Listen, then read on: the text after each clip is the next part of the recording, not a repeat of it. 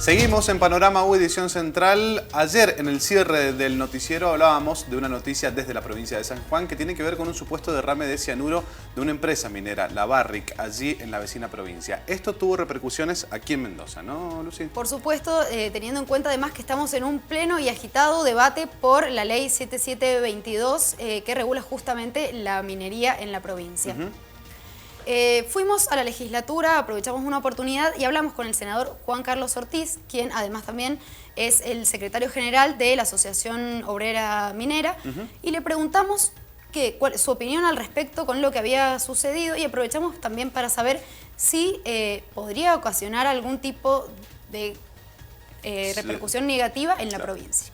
Nos dijo que no puede suceder, sobre todo porque aquí no hay minería relacionada a la metalífera. Así que veamos qué más decía.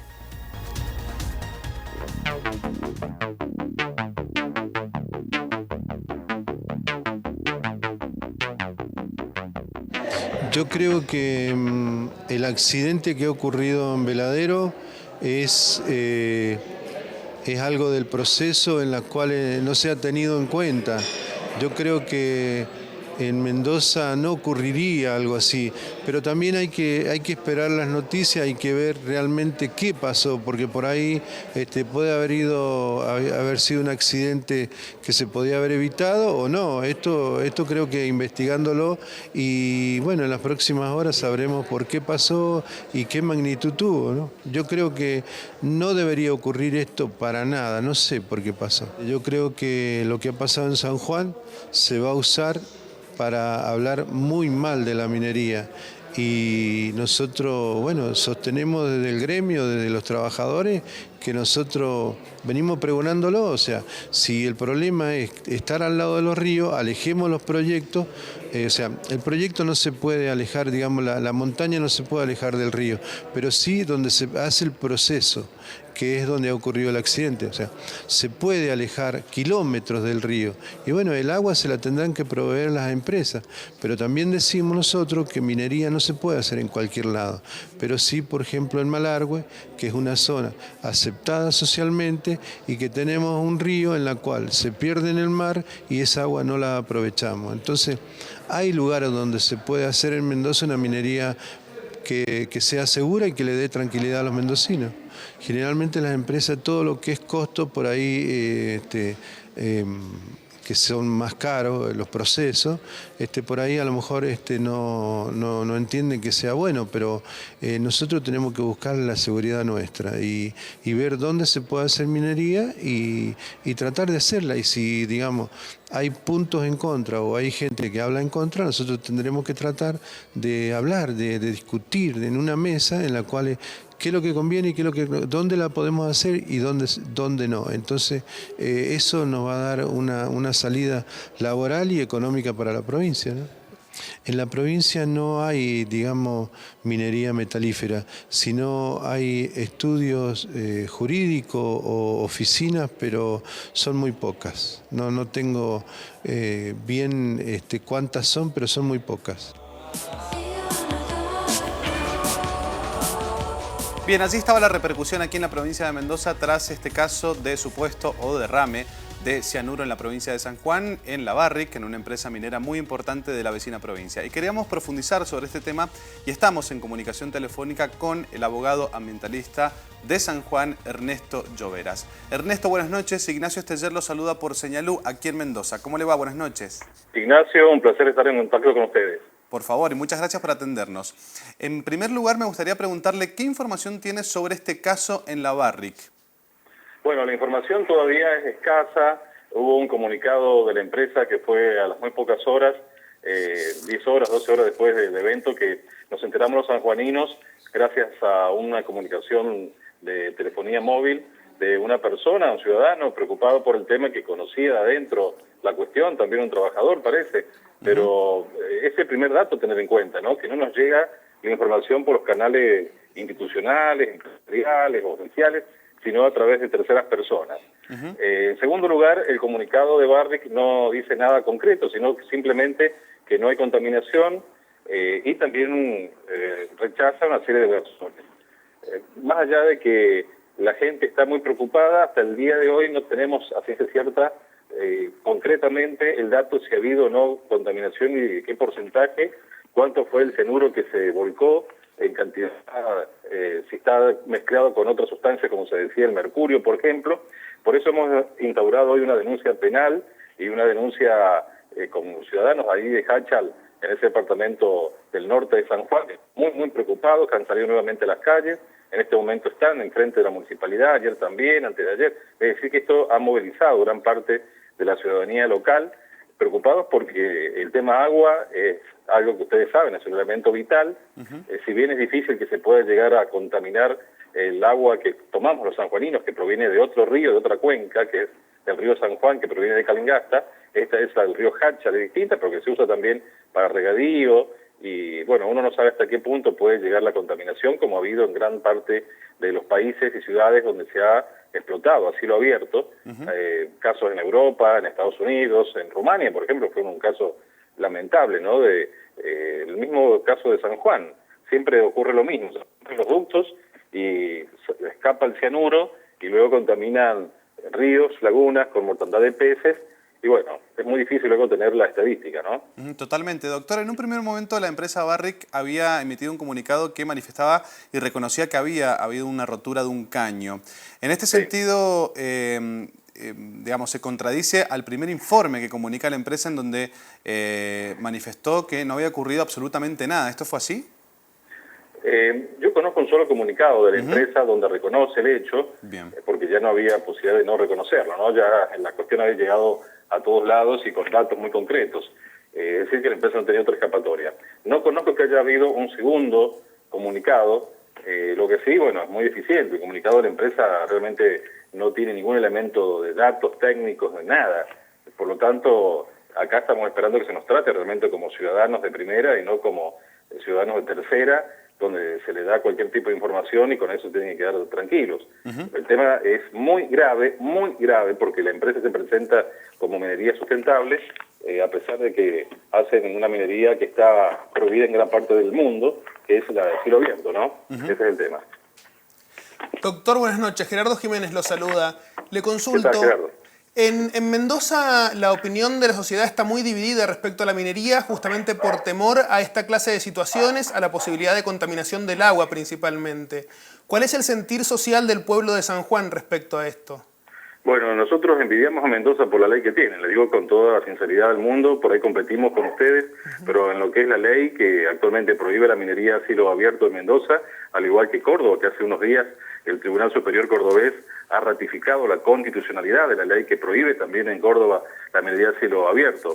Yo creo que ustedes tienen una ley de avanzada, la deben reconocer como tal, porque como sanjuanino y como argentino, yo quiero el desarrollo de San Juan, quiero el desarrollo de la minería, inclusive que haya minería, no somos antimineros, pero estamos en contra de este modelo que nos parece perverso, donde más allá del tema económico, que es pésimo negocio por el 3% de valor Bocamina, que realmente le queda a San Juan el 1%, que es una miseria. Bueno, el tema es la cuestión que no es sustentable. No es sustentable la minería a cielo abierto de ningún punto de vista. Estamos dispuestos a debatir con quien sea, lo hemos hecho en muchísimas ocasiones. Por lo tanto, yo creo que ustedes tienen una ley que la deben preservar y no caer en las garras del extractivismo corporativo extranjero, que lo único que le interesa es el lucro por el lucro mismo. Y luego van a tener una sociedad dividida, como está San Juan ahora, una sociedad que realmente se ha comprado un problema porque tiene también generaciones de sanjuaninos trabajando arriba, que bajan con problemas muy graves de salud, y por otro lado no se reconoce ni siquiera como un trabajo insalubre a la actividad minera. Es decir, que tiene defectos por todos lados. Hace falta una modificación sustancial de la ley nacional, que es el Código de Minería, y que cumpla la legislación ambiental, porque por ejemplo Veladero funciona sin tener una audiencia pública, jamás tuvo una audiencia pública, cuestión que es obligatoria por la Ley General del Ambiente. Claro. ¿Y hay acciones conjuntas entre las distintas organizaciones ambientalistas a nivel nacional para trabajar por esto? Sí, existen redes. Yo pertenezco a una institución como es la Fundación Ambiente y Recursos Naturales, la FARN de Capital Federal, que tiene redes en todo el país. Conozco también el caso de Oikos en Mendoza, con Eduardo Sosa, que me parece muy rescatable el trabajo que hacen en Oikos.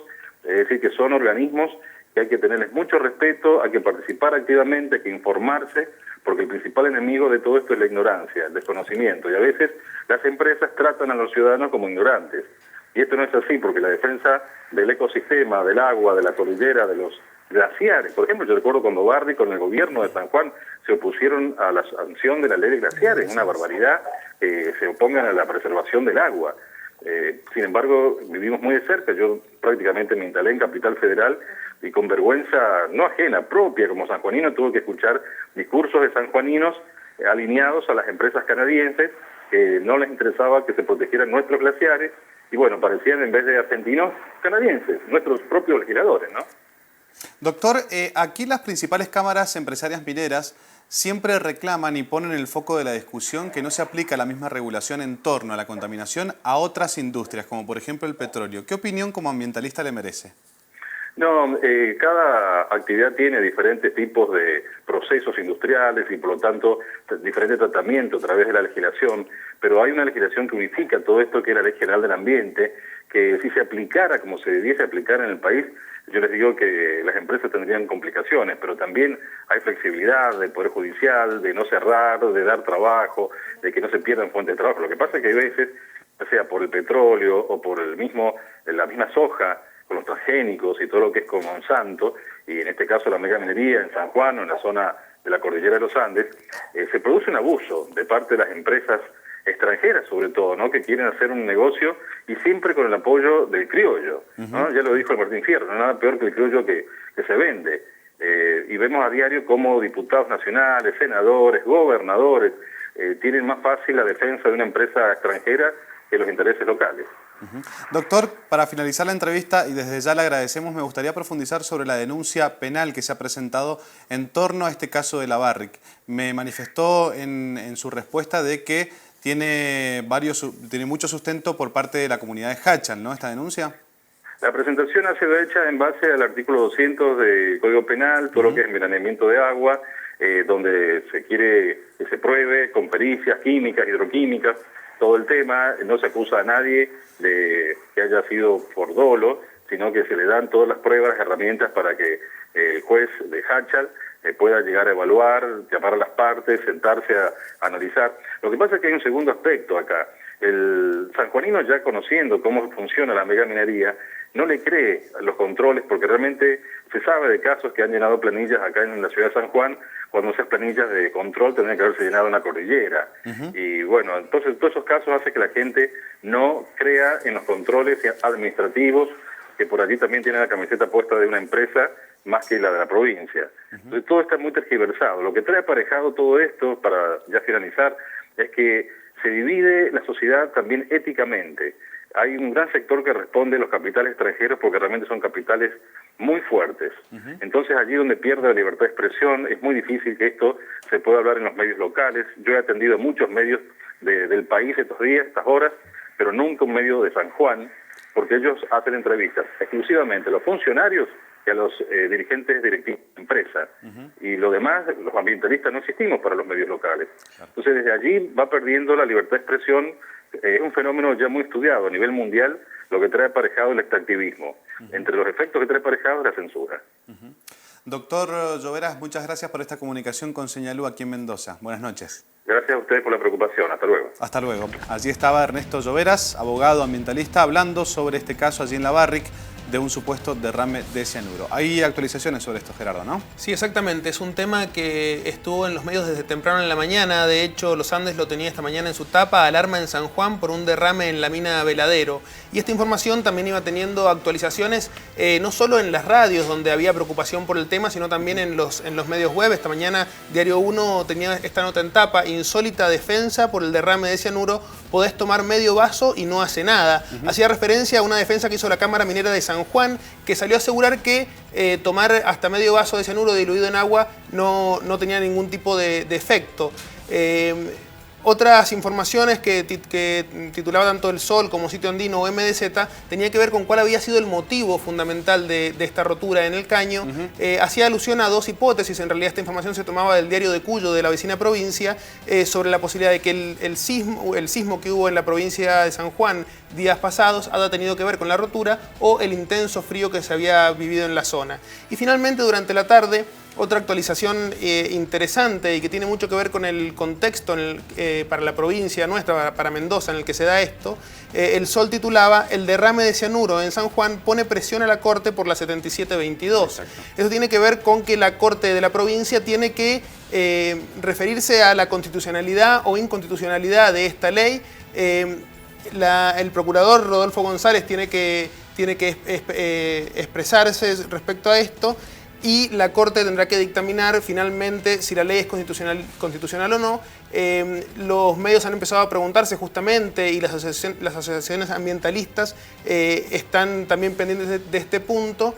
Y lo que aseguraban, en verdad, políticos ambientalistas, es que no creen que la Corte tenga ningún tipo de presión. Pero sí es cierto que este hecho pone otra vez a la situación, el tema de la minería contaminante, del riesgo de contaminación, en la agenda. Totalmente. Y hace que el clima, que el ambiente en la provincia esté un poco más caldeado al respecto. Absolutamente. Gracias, Gerardo. Momento de pausa aquí en Panorama U. Ya venimos.